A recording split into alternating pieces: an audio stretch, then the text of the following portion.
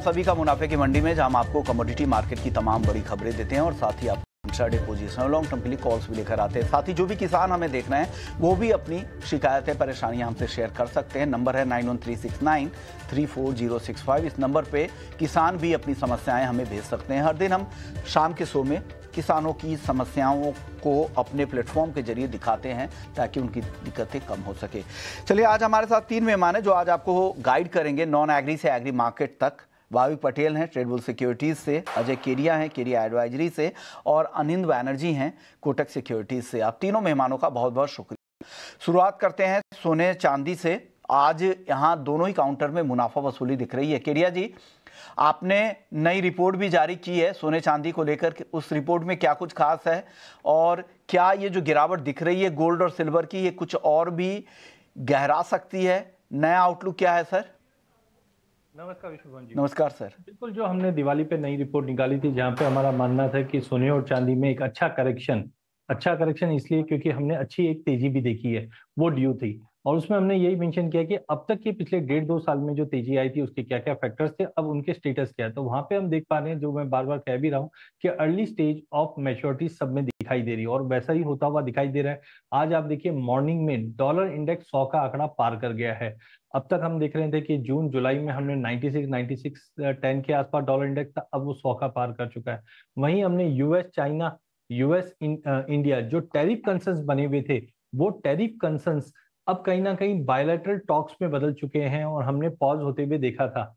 तो कहीं ना कहीं जितने भी फैक्टर्स थे वो अब मैच्योरिटी की तरफ जा रहा है, जहां पे हमने इनिशियली कॉशियसली, बिकॉज अभी तक चीजें विश्वनाथ जी चेंज नहीं हुए हैं, तो हमने रखा था कि कम से कम 12-15% के 11-12% का करेक्शन सोने में और 18-20% फर्स्ट फेज में करेक्शन आना चाहिए। लगभग उतना आया है, बट मुझे लगता है ये मंथ की जो क्लोजिंग हुई है बहुत ही वाइटल क्लोजिंग है। पहला चांदी आप देखिए 1980-2011 के बाद पहली बार 50 के ऊपर जरूर गई थी, बट सस्टेनेबिलिटी नहीं हुई, तो बड़ा सिग्नल है। अनलेस एंड अनटिल $50 के ऊपर नहीं है तो एक स्ट्रॉन्ग रिवर्सल दिखाई देगा। वहीं अगर हम गोल्ड की भी बात करें, हालांकि क्लोजिंग $4003 पे हुई है, बट मुझे लगता है कि 4 के नीचे अब जब कंटिन्यूटी रखेगी, ईयर एंड भी है, पोर्टफोलियो रीसेटिंग्स भी होती है, तो मुझे लगता है अनदर राउंड ऑफ सेलिंग रहेगी। जो इनिशियल टारगेट मुझे लगता है 38, 50, 60 तक का ही है, बट यस, और ज्यादा डीप डाउन हम आते हुए देखेंगे जैसे जैसे चीजें सुधरती हुई दिखाई देगी। ओके, तो ये राय आपकी तरफ से आ रही है गोल्ड सिल्वर को लेकर। आप बताइए अनिल सर, आज की गिरावट को आप कैसे देख रहे हैं? क्या और गिरावट की संभावनाएं बन रही है? यहाँ से आप लोगों की नई एनालिसिस क्या है? आगे मार्केट कैसा रह सकता है सोने चांदी का सर? नमस्कार विश्वमोहन जी। नमस्कार सर। देखिए, अभी फिलहाल मैं केडी जी से एकदम सहमत हूं, क्योंकि ये अभी एक करेक्टिव फेज है। और हिस्टोरिकली भी अगर लास्ट ईयर का भी ट्रेंड देख ले तो मार्केट जब एक अच्छा रैली देता है till Deepavali, around October and early November, तो उसके बाद जो करेक्शन आता है वो सस्टेन होता है एटलीस्ट फॉर 2 मंथ्स। तो मतलब नवंबर और दिसंबर, तो प्राइस करेक्शन एक हद तक हो चुका है, बट टाइम करेक्शन नहीं हुआ है। और मार्केट में जो सेंटिमेंट है, जो मतलब जो पोजीशनिंग है, उसमें अभी भी स्टेल लॉन्ग्स काफी फंसे हुए हैं। तो जब तक ये मार्केट टाइम और प्राइस करेक्शन के साथ ये लॉन्ग्स को मार्केट से फ्लश आउट नहीं करेंगे, तब तक एक नया तेजी नहीं मिलेगा। और ईयर एंड में ऐसा जनरली कोई ट्रिगर मिलता नहीं है तो जिसमें एक नया तेजी बने। टेक्निकली $50 या अभी 49.5 ऑन सिल्वर एक बहुत ही इंपॉर्टेंट रेजिस्टेंस है। जब तक उसके ऊपर मार्केट जाके सस्टेन नहीं हो रहा है, तब तक एक शॉर्ट टर्म के लिए डाउन ट्रेंड है। हो सकता है नीचे ये वापस 45-50 दिखा दे, बट अगर 49-50 के ऊपर सस्टेन होता तो एक बार के लिए वो एक बुलिश ऑप्टिमिज्म क्रिएट करेगा। But we have to understand, काफी लोग हाई लेवल्स में फंसे हुए हैं, तो हाई लेवल्स में सेलिंग आ सकता है। गोल्ड में एक रेंज बाउंड है, ऊपर में 40-50 स्पॉट टर्म्स में और नीचे में 3900 3880। इस जोन में अभी ट्रेड कर सकता है। स्ट्रॉन्ग डॉलर इंडेक्स एक फैक्टर है, और ईयर एंड में भी जो एक प्रॉफिट टेकिंग होता है उसका भी एक डाउनवर्ड प्रेशर बना रहेगा।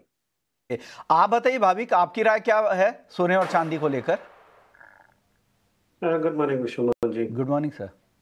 देखिए, सोने और चांदी मुझे लग रहा है कि करेक्शन ड्यू है और वो करेक्शन आ रहा है, क्योंकि देखिए 1979 में भी देखे और 2011 में भी देखे कि जब वन वीक पर रैली हुई थी तो उसके बाद एक करेक्शन होता है और करेक्शन के बाद लॉन्ग पीरियड ऑफ कंसोलिडेशन हो रहा है। अगर हिस्टोरिकली भी देखे तो 9 हफ्ते जब जब भी सोने ने तेजी दी है कंटिन्यूसली ऑन वीकली, तो उसके बाद एक वीक जो होता है उसमें 3.2% करेक्शन देता है, दूसरे 2 वीक अगर हम देखें तो ऑन एवरेज 3.4% करेक्शन, और उसके बाद 6 हफ्ते अगर देखें तो 4.6% करेक्शन देता है। तो यही हो रहा है कि अभी इतनी तेजी के बाद एक करेक्शन हुआ और अब कंसोलिडेशन हो रहा है। दूसरा फैक्टर्स अगर फंडामेंटल देखें तो देखिए दिसंबर में रेट कट का क्वेश्चन मार्क है। दूसरा एक ये है कि ट्रंप ने जो टैरिफ लगाए उसकी सुनवाई, उसकी हियरिंग सुप्रीम कोर्ट में है ये वीक। अगर फैसला आता है 2-3 हफ्ते में आएगा, और लोअर कोर्ट के जैसे अगर फैसला होता है कि ये इनकॉन्स्टिट्यूशनल है, टैरिफ जो लगाए हैं इमरजेंसी पावर के अंदर, अगर वो कहीं ना कहीं रिवर्स होते हैं तो हमने देखा था कि अप्रैल से जो तेजी हुई थी लिबरेशन टैरिफ की वजह से जो टैरिफ लगाए थे, तो वो कहीं कहीं अनवाउंड हो सकते हैं, तो वो भी आगे जाके गोल्ड और सिल्वर के लिए नेगेटिव। तो अभी के लिए फिलहाल कोई पॉजिटिव ट्रिगर्स है नहीं। मुझे लग रहा है कि जो हाई है वो अभी बन चुके हैं लेस फॉर द टाइमिंग, और यहाँ से अभी करेक्शन और कंसोलिडेशन ड्यू है। तो दोनों में मुझे लग रहा है कि अभी और गोल्ड और सिल्वर में थोड़ा करेक्शन आ सकता है। तो वो करेक्शन कितना होगा सर? देखिए, सोने की बात करें तो मुझे लग रहा है कि 1,15,000 से 1,17,000 के बीच में आ सकता है, और चांदी की बात करें तो आई थिंक चांदी 1,38 से 1,35,000 तक लग रहा है आ सकता है करेक्शन। ओके, तो 1,35,000 से लेकर 1,38,000 तक चांदी और 1,15,000 से 1,17,000 तक सोना। लेकिन ये आने में, ये लेवल आने के लिए कुछ टाइम फ्रेम है क्या? जी जरूर, मुझे लग रहा है कि दिसंबर एंड से जनवरी, मिड ऑफ जनवरी तक आ सकते हैं। चलिए क्रूड की बात करते हैं। क्रूड पर भी आज दबाव है, $65 के नीचे ब्रेंट क्रूड का भाव है, हल्की गिरावट दिख रही है। और हालांकि कुछ ट्रेंड है जो सपोर्टिव यही है कि ओपेक प्लस ने अगले साल की शुरुआत में उत्पादन बढ़ोतरी रोकने का फैसला किया है। दिसंबर में मामूली उत्पादन बढ़ोतरी के बाद जनवरी मार्च में ये रोक लगाई जाएगी। ये एक सपोर्टिव फैक्टर है। आप कच्चे तेल के मार्केट को कैसे देख रहे हैं केडिया जी? कहां से किस तरह की चाल आगे दिख रही है आपको क्रूड की सर? देखिए 2025 अपने ओवर सप्लाई के लिए जाना जा रहा है। हमने देखा कि जनवरी ऑनवर्ड्स ही हम लोग ओवर सप्लाई में थे जब ओपेक ने स्टार्ट किया अपने आउटपुट बढ़ाने का। हालांकि जो अभी लेटेस्ट मीटिंग थी इसमें ये चीज तो क्लियर है, आगे जाके पॉज जरूर हो जाएगा, बट अभी भी अगर आप देखेंगे यूएस के प्रोडक्शन है, इन्वेंट्रीज है, इनको देखते हुए मुझे लगता है कि सप्लाई पर्याप्त है। अगर हम इन्वेस्टमेंट के पॉइंट ऑफ व्यू से भी देखते हैं, मतलब अगर यूएस चाइना का ट्रेड टेंशन जैसे कम हुए तो कहीं ना कहीं कंजम्पशन बढ़ेंगे, लेकिन उसके लिए पर्याप्त हमारे पास इन्वेंट्री है। तो वी डोंट एक्सपेक्ट के प्राइजेस में कोई बहुत ही बड़ा जंप एज ऑफ नाउ दिखाई दे रहा है। हाँ, हालांकि पिछले 4-6 महीने में जो भी जंप्स देखे उसके पीछे कारण ने रशिया यूक्रेन के बीच में कोई तनाव बढ़ जाता है या जियोपॉलिटिकली कुछ नया होगा तो बात अलग है। अदरवाइज वी डोंट एक्सपेक्ट के $67 के ऊपर ब्रांड जाता हुआ दिखाई दे रहा है, ना कि नीचे में भी 61-62 के नीचे सस्टेन करेगा। टाइमिंग एक रेंज में रहेगा। उसी को देखते हुए डोमेस्टिक मार्केट में भी हमने देखा प्राइजेस 56, 56.5 तक जाता है, होल्ड नहीं करता है, 5 के नीचे भी होल्ड नहीं करता। तो टाइमिंग मुझे लगता है साइडवे टू नेगेटिव रहना चाहिए, जहाँ पे मे बी 5500 5600 के करीब आए बिकवाली कीजिए, नीचे में वापस 5,000 तक कवर कर लीजिए, दायरे में ही मार्केट ट्रेड करेगा। तो दायरे में ही आपको दिख रहा है। आपको क्या लग रहा है अनिल सर, आपकी राय क्या बन रही है कच्चे तेल पर? कच्चे तेल में मुझे रेंज बाउंड लग रहा है, तो एक ट्रेडिंग अपॉर्चुनिटी है कि 5300 के आसपास एक अच्छा स्ट्रॉन्ग बेस बना है शॉर्ट टर्म के लिए। तो बाय ऑन डिप्स इसमें किया जा सकता है with stop loss below 50 to 80। Upside में 5600 तक मार्केट जा सकता है। 5600 तक अपसाइड की संभावनाएं आपको लग रही है। आप बताइए आपकी तरफ से भाविक आज क्या कॉल है क्रूड में? देखिए, आज तो कम्प्लीटली अवॉइड ही है, क्योंकि अगर हम देखें लास्ट 15-20 दिन से तो 5300 से 5500 के बीच में ही अटका हुआ है एमसीएक्स में, और कोई क्लियर डायरेक्शन नहीं है। हालांकि ओपेक प्लस ने पहले 3 महीने 2026 में पॉज जरूर से की है, बट ओवर सप्लाई का अभी भी इश्यू है। देखना है कि नवंबर 21 के बाद जब ये सैंक्शंस आएंगे रशिया के ल्यूक ऑयल और रोसनेफ्ट पे, उसके बाद कितना प्रोडक्शन रशिया निकालता है। तो आई थिंक ये अभी भी मुझे लग रहा है कि रेंज बाउंड है। जब तक 5300 से 5500 के बीच में कोई आई थिंक ट्रेडिंग है नहीं। 5500 के ऊपर जाता है तो शायद लिमिटेड अपसाइड रह सकता है, या 53 के नीचे डाउन साइड देखने को मिले। तो अभी के लिए अवॉइड कीजिए जब तक 200 पॉइंट की रेंज में ट्रेड कर रहा है। चलिए, तो ये क्रूड को लेकर राय हो चुकी है। एक और खबर है एग्री मार्केट को लेकर, राइस को लेकर। खबर ये है कि पिछले साल से अब तक 46% से ज़्यादा चावल की सरकारी खरीद एमएसपी पर हो चुकी है। और जो नंबर है अक्टूबर अंत तक के देश भर में जो सरकारी खरीद के नंबर है वो 119 लाख टन के हैं। इस बार जो खरीद थी सरकारी वो जल्दी शुरू हुई। पंजाब और हरियाणा में जल्दी फसल आने से खरीद समय से पहले शुरू हो गई। पंजाब में अब तक पिछले साल से करीब करीब 49% ज़्यादा खरीद हो चुकी है। इसके अलावा तमिलनाडु, हरियाणा और बाकी राज्यों में भी अच्छी खरीद, अभी शुरुआती रुझान भी काफ़ी अच्छे दिख रहे हैं। और सरकार ने 2025-26 सीजन के लिए 463.49 लाख टन खरीद का लक्ष्य रखा है। इसी पे बातचीत करने के लिए हमारे साथ देव गर्ग हैं, इंडियन राइस एक्सपोर्टर्स फेडरेशन के वाइस प्रेसिडेंट हैं। देव, बहुत बहुत शुक्रिया, आपने वक्त निकाला है। इस खबर को आप कैसे देख रहे हैं और बाजार को क्या इससे कुछ सपोर्ट मिलेगा? भाव में आगे कुछ रिकवरी की संभावनाएं लग रही है क्या? जो ये ट्रेंड है वो एक्सपेक्टेड पैटर्न के ऊपर ही है। आपके चैनल के माध्यम से हमने कई दफा ये बताया है कि आने वाले समय में हिंदुस्तान का जो सरप्लस स्टॉक है वो 27 मिलियन टन से बढ़कर 40 मिलियन टन पे आ जाएगा। इसका मतलब बफर स्टॉक के ऊपर जो हम राइस एफसीआई स्टोर करती है वो लगभग 400 लाख टन होगा। ये पिछले एक साल से इसके ऊपर काफी सरकार के अंदर चर्चा होती आई है। इंडस्ट्री को भी सरकार ने काफी इंगेज करा है कि इसका सोल्यूशन निकाला जाए कि किस तरीके से ये सरप्लस स्टॉक डिस्पोज ऑफ हो पाए। अगर आज इंटरनेशनल मार्केट की बात करें तो मार्केट के अंदर इतना बम्पर सरप्लस स्टॉक होने की वजह से रेटों के अंदर भी गिरावट है। हम आज के अगर रेटों की बात करें तो 5% पार्बोइल्ड व्हाइट राइस का रेट है $360 पर मीट्रिक टन, और जहां पे हम 25% व्हाइट राइस की बात करें तो इसका रेट है $340 और 5% व्हाइट राइस का रेट है $355। ये तीनों कमोडिटी सबसे ज्यादा एक्सपोर्ट होने वाली कमोडिटीज है और उनके प्राइसेस के अंदर पिछले एक क्वार्टर के अंदर 7 से 8% की गिरावट आई है। इसका असर इंटरनेशनल मार्केट के ऊपर भी पड़ा है क्योंकि जो इंडिया के क्लोजेस्ट कॉम्पिटिटर आज के दिन है वो म्यांमार और थाईलैंड है। वो आज इंडिया से $5 पर मीट्रिक टन सस्ता रेट कोट कर रहे हैं, जहां की ये वाली जो मार्केट थी वो ट्रेडिशनली इंडिया से ज्यादा कोट करती थी। बट क्योंकि इंडिया के अंदर इतना सरप्लस स्टॉक है, इसकी वजह से मार्केट के अंदर गिरावट है और ये एक बहुत ही चिंताजनक सिचुएशन है। अगर हम एक्सपोर्ट फिगर्स की बात करें तो इस समय हमारा एक्सपोर्ट 20 मिलियन टन के आसपास है। पिछले साल के ट्रेंड से अगर इसको कंपेयर करें तो ये एक्सपेक्टेशन है इंडस्ट्री की कि आने वाले 6 महीने के अंदर पिछले साल के कंपैरिजन के अंदर 10% हमारा एक्सपोर्ट की ग्रोथ होगी। ये 10% एक्सपोर्ट ग्रोथ होने की वजह से हमारा 2 से 3 मिलियन टन का जो सरप्लस स्टॉक है वो डिस्पोज ऑफ होगा, पर ये भी काफी नहीं है। इसके अंदर और भी इनिशिएटिव्स करने की जरूरत है। इसीलिए भारत इंटरनेशनल राइस कॉन्फ्रेंस जो अभी 30-31 तारीख को भारत मंडप में आयोजन जिसका हुआ था मिनिस्ट्री ऑफ कॉमर्स अपीडा के इंस्टीट्यूशन सपोर्ट के साथ, उसके अंदर 26 न्यू मार्केट्स आइडेंटिफाई करी गई। उन 26 मार्केट्स के अंदर 1.8 लाख करोड़ 1,80,000 करोड़ की नई एक्सपोर्ट मार्केट आइडेंटिफाई करी गई, जिसके अंदर ये सरप्लस स्टॉक को डिस्पोज ऑफ करा जाएगा। ये क्योंकि आने वाले समय में अगर सरप्लस स्टॉक को डिस्पोज ऑफ नहीं करा गया तो हमारे पास इसको चावल को रखने की जगह नहीं होगी। इसके लिए और भी कई सारे मेजर्स अडॉप्ट करे गए हैं। इसके अंदर कुछ मेजर्स इस तरीके से अडॉप्ट करे गए हैं कि एथेनॉल इंडस्ट्री के अंदर लगभग 54 लाख टन माल को डिस्पोजल के लिए दे दिया गया है, एथेनॉल प्रोडक्शन के लिए। इसके बाद भी हमारे पास 10 से 15 मिलियन टन का सरप्लस बच जाता है, जिसको पिछले साल के कंपैरिजन में डिस्पोज ऑफ करने की जरूरत है।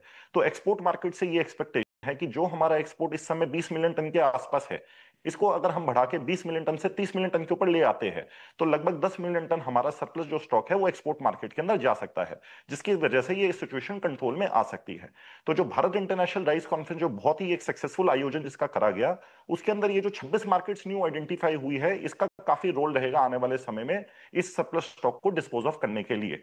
और जैसे हम लगातार दिख रहा है सर, आपकी सारे पॉइंट्स हमने नोट कर लिए हैं। आपको लग रहा है जो 20 मिलियन टन का जो एक्सपोर्ट के नंबर है उसे बढ़ाकर 30 मिलियन टन के ऊपर ले जाने की आप लोगों की कोशिश है, लेकिन अभी भी 10 से 15 मिलियन टन आपको लग रहा है जो सरप्लस स्टॉक है उसको डिस्पोज करना बहुत ज़रूरी है। क्या लग रहा है अगर इस तरह की चीज़ें नहीं होती, वो मार्केट तो आपने आइडेंटिफाई कर लिया है, लेकिन अगर वहाँ एक्सपोर्ट होने में अगर दिक्कतें हुई तो क्या लग रहा है भाव किस तरफ जा सकते हैं? क्या चिंताएं हैं राइस मार्केट को लेकर? देखिए, सबसे बड़ी तो चिंता राइस मार्केट की ये है कि पिछले एक साल से ये सरप्लस स्टॉक क्योंकि सबको दिख रहा था कि ये आने वाला है, तो सरप्लस स्टॉक सिचुएशन ये होने की वजह से मार्केट में एक डिफ्लेशनरी प्रेशर रहा है। महीने मंथ ऑन मंथ प्राइसेस में गिरावट आई है। अगर हम पिछले साल से बात करें तो आज जो ये $360 पर मीट्रिक टन का पार्बोइल्ड राइस का प्राइस है, ये पहले $500-550 पर मीट्रिक टन होता था। इसका मतलब एक साल के अंदर लगभग 40 to 50% रेटों के अंदर गिरावट है। एक राइस जैसी कमोडिटी के अंदर ये बहुत ही बड़ी गिरावट है, जिसकी वजह से सारे एक्सपोर्टर्स इंपोर्टर्स को काफी हैवी लॉसेज है। ये हैवी लॉस होने की वजह से इंडस्ट्री को ये एक बहुत बड़ी चिंता है कि अगर ये सरप्लस स्टॉक के लिए नई मार्केट नहीं ढूंढी गई तो रेटों की और नीचे आने की उम्मीद है, और अगर रेट और नीचे आएंगे तो एक्सपोर्टर्स के पास और पूरी राइस कम्युनिटी के ऊपर प्रेशर और पड़ेगा, उनके लॉसेज और बढ़ेंगे। अगर हम जहां तक फॉरेन मार्केट्स में भी बात करें तो वहां पे भी जो लोकल डिस्ट्रीब्यूटर्स है उनके ऊपर भी ये प्रेशर आया है, क्योंकि रेट मंथ ऑन मंथ गिरे है। मंथ ऑन मंथ रेट गिरने की वजह से जो फॉरेन इंपोर्टर्स भी है उनकी बुक्स के अंदर भी काफी कैरी फॉरवर्ड स्टॉक है और काफी लॉसेज है।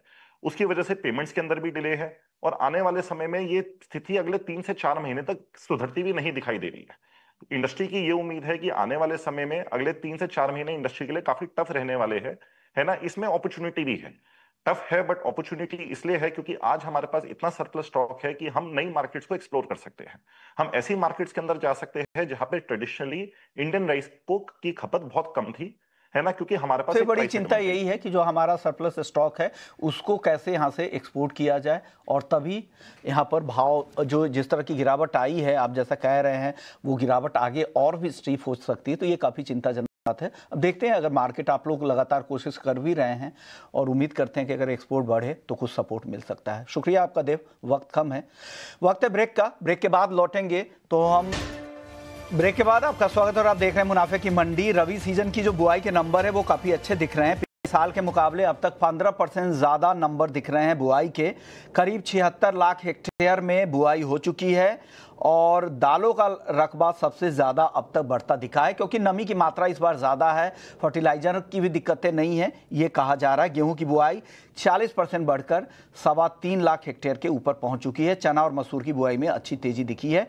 तिलहन बुआई में भी 13% की अब तक बढ़ोतरी दिखी। हालांकि ये शुरुआती नंबर है, आगे और स्थिति क्लियर होंगी। चलिए नॉन एग्री मार्केट की तरफ लौटते हैं। केडिया जी, फटाफट से, वक्त कम है। बेस मेटल्स में आज आपको क्या पसंद आ रहा है? पूरे बेस मेटल की अगर बात करें तो नई लंबी रैली हम पूरे बेस मेटल में देखेंगे, जहाँ पे जिंक, कॉपर और एल्यूमिनियम में लॉन्ग टर्म भी अच्छा है। इंट्राडे में कॉपर में आप 998 पे लीजिए, 992 का स्टॉप लॉस लगाइए, 1010 का टारगेट रहेगा। नवंबर वायदे में 302 में लीजिए, 299 का स्टॉप लॉस रखिए, 306 का टारगेट रहेगा। एल्यूमिनियम में 272 में लीजिए, 270 का स्टॉप लॉस लगाइए, 276 का टारगेट रहेगा। ओवरऑल यहाँ से मुझे 15 से 20% की तेजी अगले 3 महीने में पूरे बेस मेटल पैक में दिखाई देती है। ओके, 3 महीने में 15 से 20% तक की तेजी दिख रही है। और ये जो कॉल है ये हालांकि इन 1 से 2 दिनों का है, लेकिन ओवरऑल भी तेजी यहाँ पे लग रही है। अनिल सर, आप बताइए, आपको क्या पसंद है मेटल्स में? मेटल्स में एल्यूमिनियम फर्स्ट पिक रहेगा, उसके बाद जिंक और लास्ट में कॉपर, क्योंकि ओवरऑल मेटल पैक में एक कंसोलिडेशन है, मतलब across the board all metals, hard metals जो है, प्लैटिनम, पैलेडियम, प्रेशियस मेटल्स, आपका जो बेस मेटल्स है, तो इसके लिए अभी फिलहाल थोड़ा सा वेट कर जाना चाहिए। तो 1-2% का अगर करेक्शन आता है in copper, then it make sense around 990, और बट एल्यूमिनियम और जिंक ओवरऑल तेज रहेगा। भाविक जी, आपको क्या पसंद है मेटल्स में? मेरे टॉप पे जिंक रहेगी, बैकवर्डेशन है, एलएमई में 2 साल की लो पे है, शॉर्ट क्विज आ सकता है। तो जिंक पे इंट्राडे 302 पे बाय करके चल सकते हैं, 305.50 के टारगेट के लिए, और 300 का इंट्राडे स्टॉप लॉस रहेगा। 10 सेकेंड में ग्वार पर आपकी राय दे दें। एग्री पैक के अंदर मार्केट धीरे धीरे इंप्रूव कर रहा है। गवार में भी बाइंग करके चलिए, 4800 गवार सीड में और 8850 गवार गम में। बट मुझे सबसे अच्छा जीरा और धनिया लगता है, जहाँ पे 20,800 का टारगेट जीरे में और 8,400 का टारगेट धनिया में रहेगा। स्विंग डिले रहेगी, जिसकी वजह से कम डिले है, उसकी वजह से ये तेजी बनेगी। ओके, शुक्रिया आप तीनों मेहमानों का, आप लोगों ने वक्त निकाला, कम समय में भी ज़्यादा से ज़्यादा हमारे दर्शकों को सपोर्ट किया। चलिए मुनाफे की मंडी को यहीं समेटेंगे, लेकिन जाने से पहले अपडेट दे देते हैं आपको कि महीने की शुरुआत में अक्सर बड़े बड़े पैसों के काम होते हैं, जैसे सैलरी आती है, बिल भरने होते हैं, खर्चों की प्लानिंग होती है। लेकिन जिस तरह हम अपने खर्चों की प्लानिंग करते हैं, उसी तरह अपने निवेश की प्लानिंग करना